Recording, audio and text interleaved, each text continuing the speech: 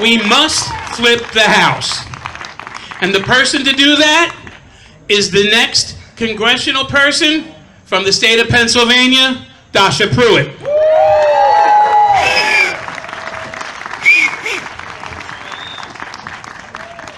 Hi, everyone.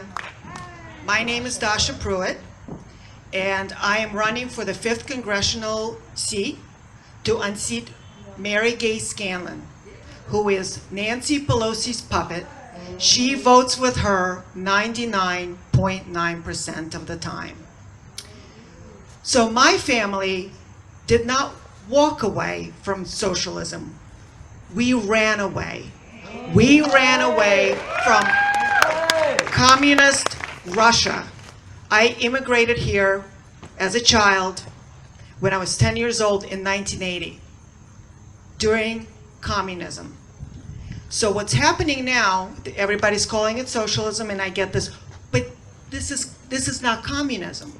Well, I'm going to give everybody a little reminder. It is USSR, United Soviet Socialist Republic. How's everybody enjoying their 7 months of socialism? Isn't this awesome? So government is now, talk about government overreach. And this is what happens under communism, socialism, fascism, call it whatever you want it. It's the government overreach.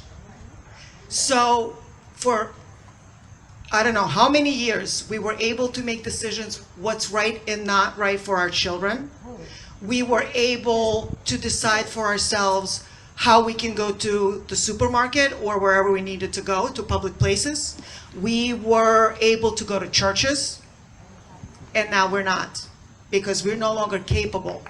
Because government decided that they need to tell us what to do.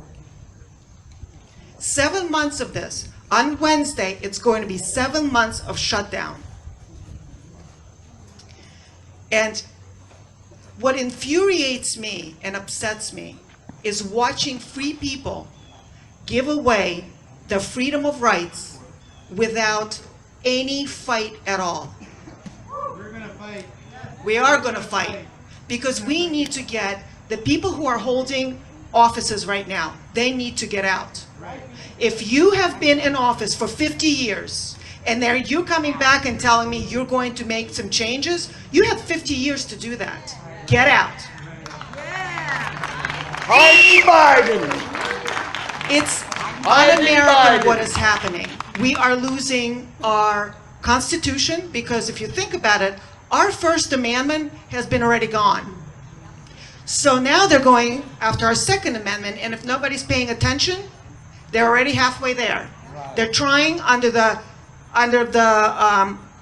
stars and the moon, they're trying to pass the red flag law. What's going to happen with that? So your neighbor who doesn't like the way you cut your grass and has been, not your friend for a long time, who knows that you have guns, he can report you. And they will come and take them away without asking anything else. And you're going to have to defend yourself. There's another cute little law that they're trying to pass now that's with this shutdown, that the children who are being homeschooled, if you have firearms in your house and you actually pull that firearm out, you can go to jail. It's going to be considered a federal offense, because now this is considered an educational institution. Yep. How's that working out?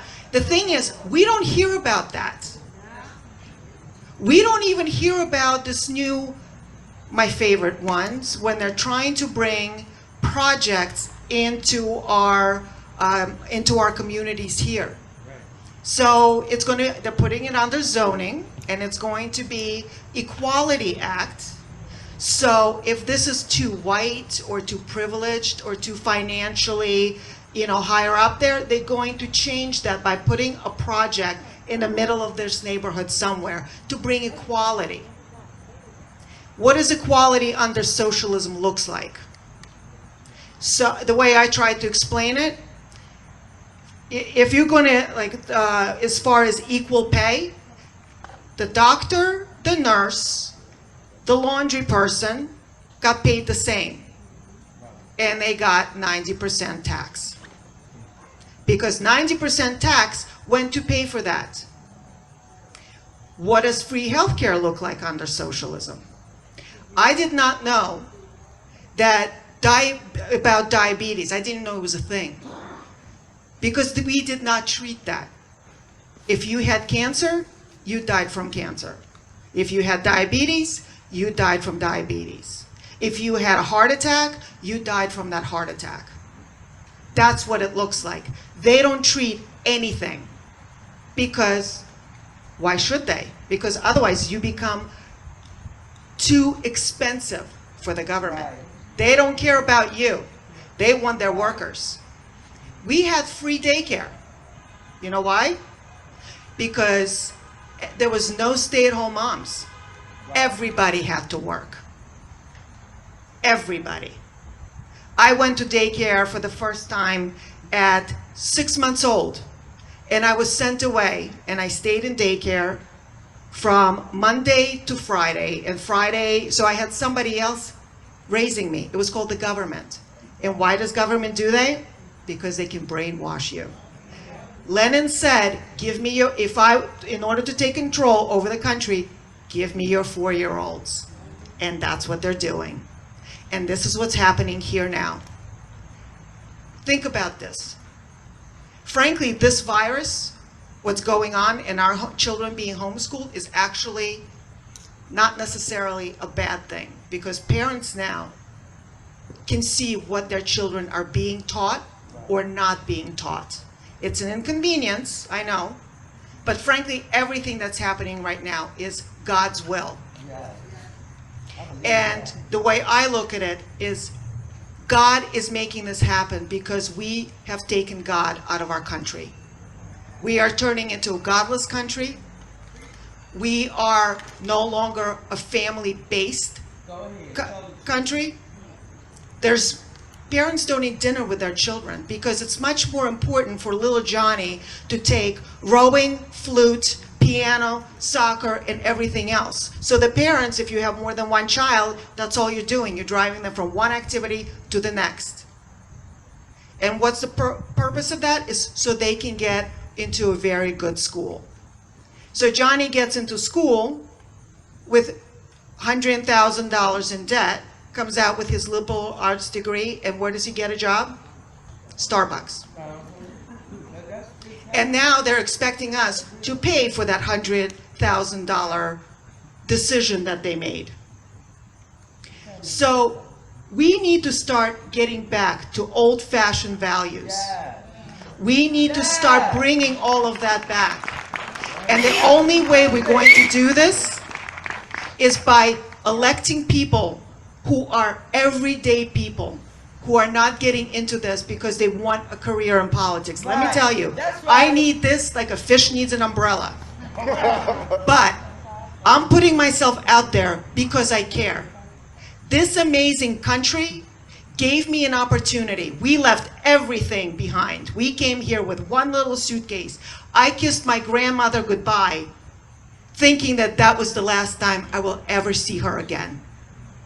It was the greatest loss I suffered. And over my dead body will this country turn socialist. Because we need to elect everyday people who know how it is to rise up, to fall, to rise up again, and have dreams. We need to do this not only for ourselves, but for our future generations, for our grandchildren, for our children, because they're our future. I had, amazing opportunity to have freedom, to grow up under this freedom. And we cannot take this away from our children. We must protect our freedom of rights. We must protect our flag. We must protect our Constitution. We must protect our American anthem. And we need to stand up and protect our beautiful country. God bless you all, and God bless America.